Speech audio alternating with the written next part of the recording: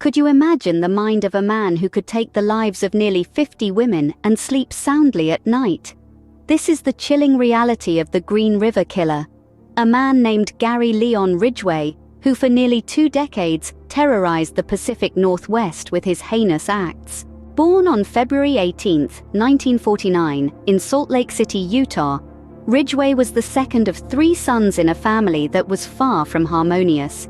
Relatives paint a picture of a domineering mother and violent arguments, a turbulent environment that perhaps played a part in shaping the monster Ridgway would become. As we step into the 1980s, Ridgway's dark urges began to manifest. It was during this time that the majority of Ridgway's victims, primarily sex workers or runaways, started disappearing along the Pacific Highway South.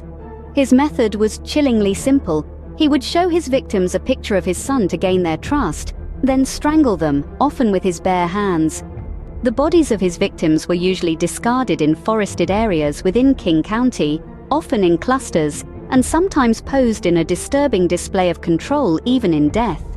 Ridgway was not content with merely ending their lives. He would often return to the bodies to engage in acts of necrophilia, a horrifying detail that underlines the depths of his depravity. Despite being a suspect since 1982, when he was arrested for prostitution, it wasn't until advancements in DNA profiling that investigators could definitively link Ridgway to the murders. This breakthrough came in late 2001, and Ridgway was arrested as he was leaving his job at the Kenworth truck factory. In a bid to avoid the death penalty, Ridgway struck a plea bargain, agreeing to disclose the locations of still missing women. This saw his sentence reduced to life imprisonment without the possibility of parole, a fate some might argue is too lenient for a man responsible for so much pain and suffering.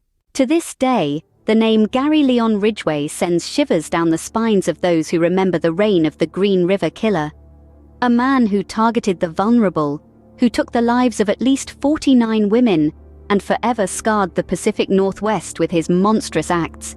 His story is a chilling reminder of the darkness that can lurk within ordinary people, a darkness that, once unleashed, can result in devastation beyond comprehension.